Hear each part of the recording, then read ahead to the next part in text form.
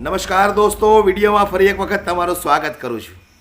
જે રીતે ક્ષત્રિય સમાજ પરસોત્તમ રૂપાલા વિરુદ્ધ ધર્મરથનું આયોજન કરવામાં આવ્યું હતું અને એ ધર્મરથને ગામડે ગામડે ફેરવીને દરેક ક્ષત્રિયોને જાગૃત કર્યા કે ભારતીય જનતા પાર્ટી વિરુદ્ધ વોટિંગ કરવાનું છે, કોઈ પણ સંજોગે ભારતીય જનતા પાર્ટીને વોટ આપવાનો નથી।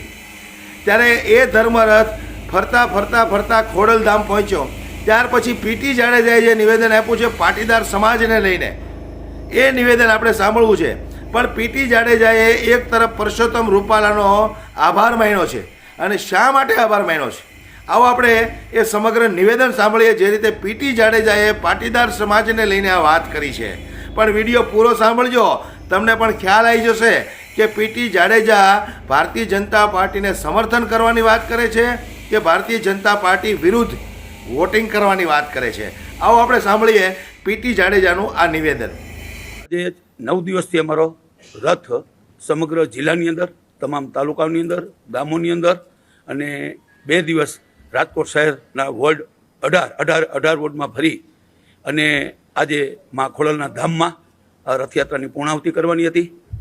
એટલે આજે પૂર્ણાહુતિમાં 500 જેટલી ગાડીઓ સાથે આખો ક્ષત્રિય સમાજ આવ્યો છે અને એક આમ આનંદની વાત એ છે કે સમગ્ર ગુજરાતમાં હું જાઉં છું, લાખો રાજપૂતો મળે છે, 5-5 લાખના સંમેલન થયા છે, પણ આજે જે પાટીદારે સન્માન કર્યું એ અદ્ભુત સન્માન હતું। એ જ એનો પ્રેમ છે અને એ જ આપણી સાથે છે, એની સાક્ષી છે ખોડલધામના પ્રમુખ, ખોડલધામના ટ્રસ્ટીઓ। હું પોતે કહું છું ને, હું ગઈકાલે આણંદ હતો, ત્યાં 60,000 થી 70,000ની મેદની હતી, ત્યાં સ્વાગતો ખૂબ કર્યા એમ, પણ તમારું જે સ્વાગત હતું, હજી તો મને કીધું તડકો હતો બાપુ, નકર મંડળીઓ આ બધું તૈયાર રાખેલું હતું। સૌ પહેલાં હું પાટીદારનો આભાર માનું છું અને બીજો આભાર માનું છું પરસોત્તમભાઈનો, કે પાટીદારને ક્ષત્રિયને એક કર્યા અને ક્ષત્રિયો ક્યારેય એક નહોતા, અલગ અલગ સંસ્થાઓ અલગ અલગ કામ કરતા હતા। આજ આપ જોવો છો કે 92 જણાની જે કમિટી છે, સંકલન સમિતિ, આજે 550 સંસ્થાઓ આવી ગઈ। વચ્ચે અવરોધો ઊભો કરવા માટે કે ડેમેજ કરવા માટે જાત જાતના પ્રયોગો થાય છે, પણ એ સરકારને એ ખબર નથી કે જેટલા પ્રયોગો તમે આવા કરશો અને ક્ષત્રિયોના ભાજપના હોદ્દેદારોને દબાણ કરશો અથવા કોઈને ખેંચી જશો તો આંદોલન આનાથી પણ ઉગ્ર બનશે અને એ નુકસાન તમને આનાથી વધારે જશે। જે તમે ભલે બોલાવતા હો કે તમે ભાજપના કોઈ પણ સરપંચથી મંત્રી સુધી, તો એ તમે મિટિંગ કરે, સમાજને એવો મેસેજ આપો, બરાબર છે, કે ક્ષત્રિય સમાજ આની સાથે છે। એટલે મારે ઘણી વાર કહેવું પડે કે એક ક્ષત્રિય મને તમે બતાવો, ગામનો, શહેરનો કે જિલ્લાનો કે ગુજરાતનો, કે જે હોદ્દો ન લીધો હોય અને 25 જણા ગયા હોય। એટલે ઘણીવાર વોટ્સએપ યુદ્ધ, ફેસબુક યુદ્ધ હાલતું હોય અને આ મેસેજ મૂકવામાં આવતા હોય। ગઈકાલે અમારી આણંદ 50,000 રૂપિયાની મેદની હતી, તો અહીંયા ફેસબુક બંધ કરી દીધું, યુટ્યુબ બંધ કરી દીધું। હવે તમે યુટ્યુબ બંધ કરશો, ફેસબુક બંધ કરશો, પણ સ્વયંભૂત રોષ જ એટલો છે, તમે બધું બંધ કરી દેશો ને તો આ બધા બહાર આવશે વધારે। એટલે કહેવાનો અર્થ એ છે કે 9 દિવસની અમારી યાત્રા સંપૂર્ણ પૂરી થાય અને મા ખોડલની કૃપા હશે। અમે તો પહેલેથી જ નક્કી કર્યું હતું કે આશાપુરાના મંદિરેથી મા મઢવાડી આશાપુરા પેલેસ રોડ ત્યાંથી રવાના થઈ અને મા ખોડલના ધામમાં, અને ખોડલની કૃપા પણ પાટીદાર ઉપર એટલી છે અને આજે પાટીદારની કૃપા કદાચ કહી શકાય કે ક્ષત્રિય સમાજ સાથે છે, એ સમજી શક્યા। એ પાટીદારનો ફરી હું આભાર માનું છું, પણ વંદન કરું છું અને પાઘડી ઉતારીને વંદન કરું છું।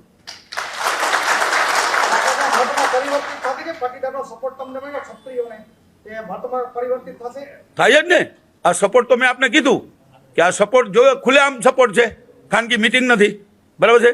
આ જો તમે જોયા સ્વાગતો કેવા કર્યા, બરાબર છે, ટ્રસ્ટીઓ બધા હાજર છે। એટલે ગઈકાલે પણ રથયાત્રામાં પટેલવાડી સામાકાંઠે ગયા, અહીંયા ભવ્ય આયોજન કર્યું અને પટેલવાડીએ બહેનોએ એટલા સ્વાગત કર્યા અને પટેલ સમાજના તમામ અગ્રણીઓએ સ્વાગત કર્યા। એટલે પટેલ સમાજ અને ક્ષત્રિય સમાજ તો કાયમ એક હતો, પણ સરકાર છે ને એ કોઈ દિવસ એક થવા ન દે। ને હું તો ઘણી વાર દાખલો આપું, પાટીદારનો પ અને ક્ષત્રિયોનો છ તો એક પક્ષ બને અને એ પક્ષ એવો બને, બરાબર છે, કે એની તમે કલ્પના ન કરી શકો, પણ ભાગલા પાડો અને રાજ કરો અને અત્યારે પણ એ જ થઈ રહ્યું છે, બરાબર છે।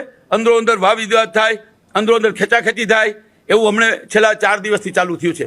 એટલે મારું નમ્ર નિવેદન એ છે કે આ કરવાનું તમે બંધ કરો। અમે શાંતિપૂર્ણ આંદોલનો કર્યા છે, અમે 5 લાખની સંખ્યામાં પણ એ સાબિત કરી દીધું છે માં ખોડલ અમારી હારે હતી, માં ભવાની અમારી હારે હતી કે આપણે જોયું કે લાખો માણસની અંદર એક સામાન્ય નાનો બનાવ નથી બન્યો. જેમ અત્યારે અમે ખોડલધામ ડિસિપ્લિનમાં આવ્યા એ જ ડિસિપ્લિનથી અમારું આંદોલન હતું. મહાભારતમાં ટીટોડીના 4 ઈંડા હતા, અહીંયા ક્ષત્રિયોએ 5 લાખની મેદનીમાં પણ 4 ઈંડા બચાવ્યા છે. આ ક્ષત્રિયોનો ધર્મ છે, આ અમારો ઉજ્જવળ ઇતિહાસ છે. અને ઇતિહાસ સાથે અમારી માતાઓ બહેનોની આવી ટિપ્પણી કરવામાં આવે, હું તો અહીંયા સુધી કહી શકું કે અમે ચંદ્રવંશી સૂર્યવંશી ભગવાન રામના દીકરા છીએ, ભગવાન કૃષ્ણના દીકરા છીએ, તો આ દીકરીઓ પણ એની છે. અને ઉજ્જવળ અમારો ભવ્ય ઇતિહાસ હોય અને ઇતિહાસ મારે અત્યારે વર્ણન કરવાની જરૂર નથી. એટલે વર્ણન કરું તો આખો દિવસમાં પણ પૂરો ન થાય, પણ આપ પણ ઇતિહાસના જાણકાર હશો. એટલે જે ટિપ્પણી પરસોત્તમભાઈએ કરી તો અમે તો એનો આભાર એટલા માટે માન્યો કે એક થવાનો અમને મોકો આપ્યો.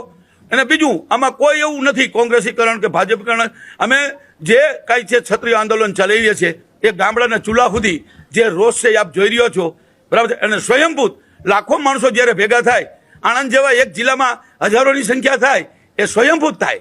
હું બોલાવું ને કમિટી બોલાવે, બરાબર છે, કે સમાજ આખો ભેગો થઈને બોલાવે, તો એ પણ મેં 75 વર્ષના ઇતિહાસમાં મેં આવું સંમેલન નથી જોયું. એવું શિસ્તબદ્ધ સંમેલન રાજકોટમાં, અને એ સરકારે પણ જોયું. અને અમે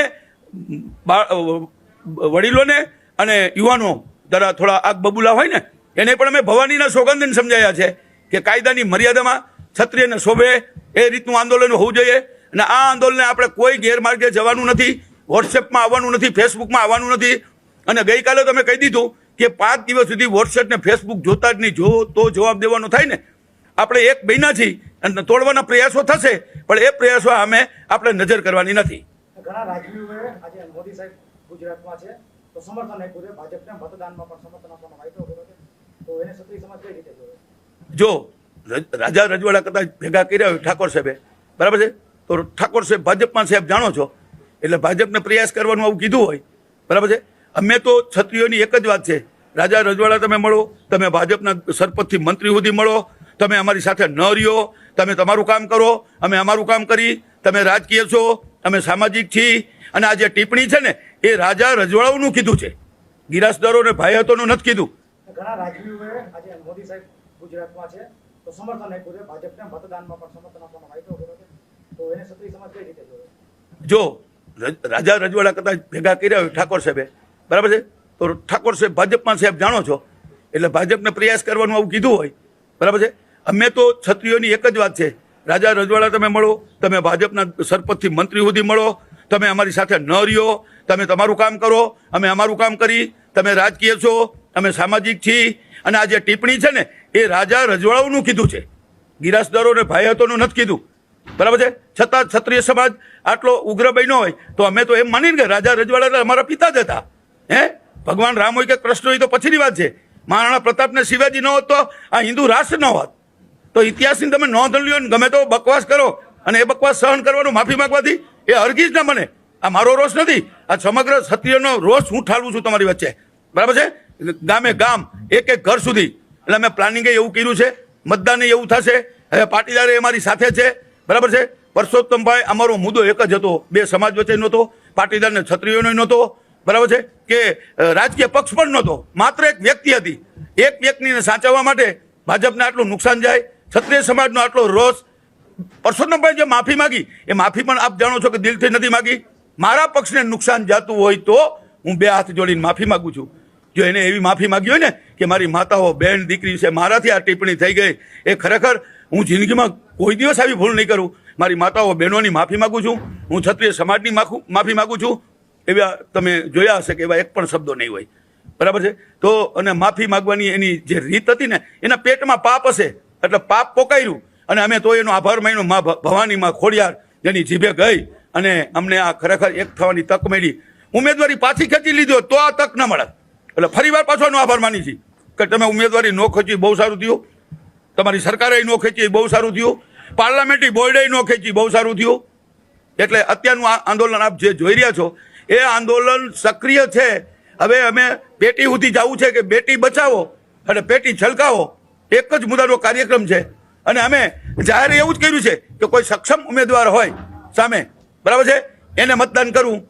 તો મેં તો કીધું કોઈ સક્ષમ ઉમેદવાર 25 સીટો પર કોણ છે? કોંગ્રેસ છે, તમે જાણો છો, સરકાર જાણે છે, ક્ષત્રિય સમાજ જાણે છે. એમાં રાજકારણની વાત ક્યાં આવી? તો અમારે હું નોટામાં મત દેવો, અપક્ષને દેવો, અપક્ષો એવો સક્ષમ છે તો નામ આપો તો અમે એ જાહેરાત કરીએ. એટલે રાજકીય ક્ષત્રિય સમાજને સાથે ન સરખાવે. આ આંદોલન અમારું 39 દિવસથી ચાલે છે. મહાભારતનું યુદ્ધ પણ 18 દિવસ ચાલ્યું હતું. આ આંદોલન 42 દિવસ ચાલશે અને 7 તારીખે સંપૂર્ણ પૂરું નથી થવાનું. 7 તારીખના રિઝલ્ટ પછી પાર્ટ 3 ચાલુ થાય છે. 1, 2 અને 3. એ 3માં નવી નીતિઓ હશે એ અમે ત્યારે જાહેર કરશું. જય માતાજી, ભારત માતા કી જય. તો વધુમાં વધુ આ વિડીયોને શેર કરો, વધુમાં વધુ લોકો જાગૃત બને.